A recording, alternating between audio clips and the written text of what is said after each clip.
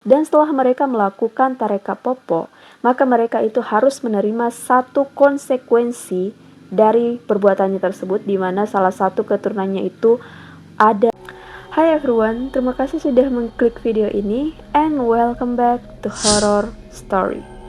Oke, kali ini aku bakalan ngebahas terkait salah satu jenis hantu yang ada di Sulawesi Selatan.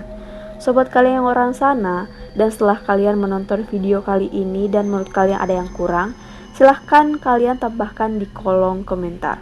Oke, tidak usah berlama-lama, langsung saja kita masuk ke videonya and here we go. Oke guys, zaman dulu di daerah Sulawesi Selatan itu ada banyak sekali yang dilanda perang. Sehingga sebagian besar dari mereka itu banyak yang hidup serba kekurangan dan hidup dalam penderitaan.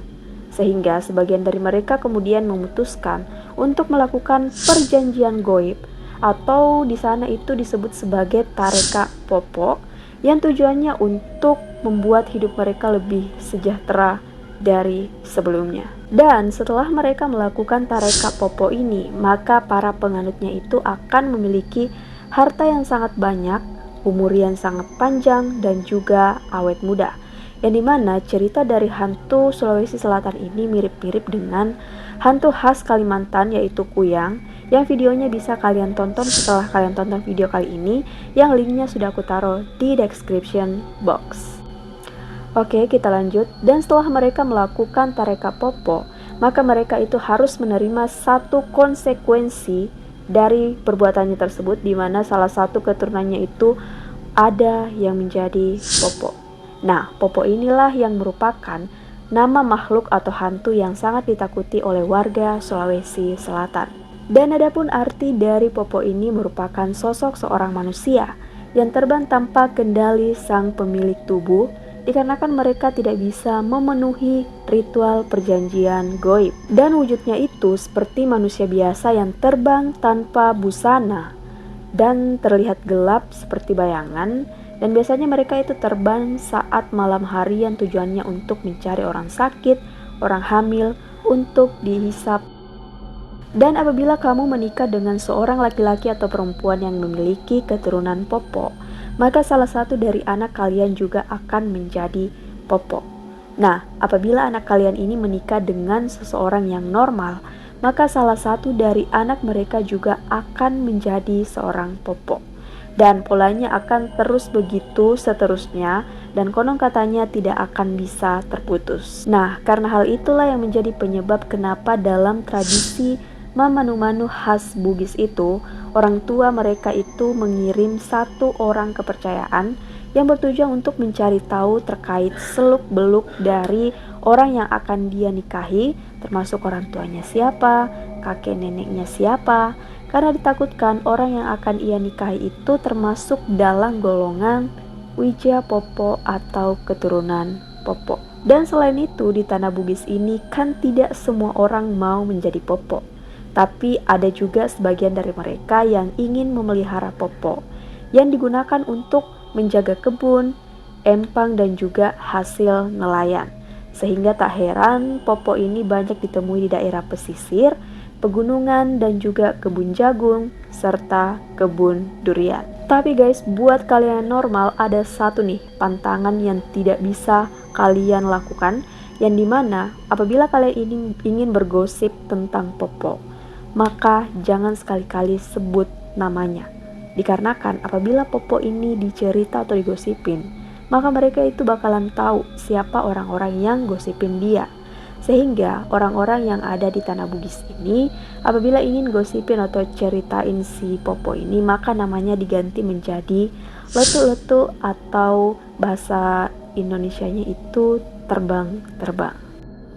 Oke guys, pada umumnya Popo ini itu memiliki ciri-ciri yang sangat cantik atau ganteng, jarang makan, tubuh mereka itu berlendir dan licin seperti belut saat malam hari, tidak kuat bertatapan lama dengan manusia normal, dan jika kita menatap kornea matanya, maka bayangan kita yang ada di dalam bola matanya itu terbalik guys. Nah, jika kalian bertemu dengan seseorang yang memiliki ciri-ciri seperti yang aku sebutin tadi, mungkin bisa jadi orang tersebut adalah Popo. Oke guys, kita lanjut. Menurut mitologi Bugis, Popo ini memiliki dua bentuk, yang dimana bentuk yang pertama itu disebut sebagai Popo Salang atau Popo Sempurna yang bentuknya seperti kuyang. Kemudian bentuk yang kedua yaitu Popo Mandala atau yang biasa disebut sebagai Popo Kurang Sempurna, yang bentuknya itu hanyalah bayangan hitam tanpa busana yang terbang, yang tujuannya untuk mencari buah atas kehendak sendiri atau perintah tuannya. Dan adapun kedatangan dari Popo ini bisa ditandai dengan adanya bunyi khas di atas atap rumah, yang dimana apabila suara tersebut terdengar semakin dekat, maka makhluk itu masih jauh dari kita, tetapi apabila suaranya itu semakin jauh, maka hati-hati, makhluk tersebut sudah ada di dekat kita. Tetapi apabila kita sedang berada di kebun, kedatangannya itu bisa ditandai apabila rombongan babi liar lari ke suatu arah, yang dimana mereka itu sedang mengejar Popo. Kemudian ada banyaknya buah-buahan yang hilang dan terpetiknya daun-daun muda pepohonan. Nah, untuk mengetahui siapa sih Popo tersebut, maka ada beberapa orang pintar yang bisa memanggil Popo pada saat terbang di malam hari. Dan pada saat Popo tersebut datang, maka orang pintar tersebut akan menjanjikan ayam hitam atau sarung.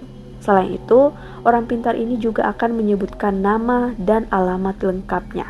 Lalu keesokan harinya, Popo tersebut akan mengunjungi alamat itu untuk menagih janji dari orang pintar tersebut, tetapi sudah dalam wujud manusia biasa. Nah, dari sini kita bisa mengetahui siapa orang-orang yang termasuk keturunan Popo. Selain itu guys, Popo ini juga sering banget nyimpan daun-daun muda di periuk nasinya. Dan apabila ada orang yang membuka periuk nasinya tersebut, maka hal tersebut dianggap aib oleh Popo tersebut. Sehingga cerita Popo dari dulu sampai sekarang selalu memberikan kesan horor bagi anak-anak desa di Sulawesi Selatan. Oke guys, itu dia tadi penjelasan terkait salah satu jenis hantu yang ada di Sulawesi Selatan. Dan setelah kalian mendengar informasi ini, bagaimana tanggapan kalian? Silahkan komen di bawah.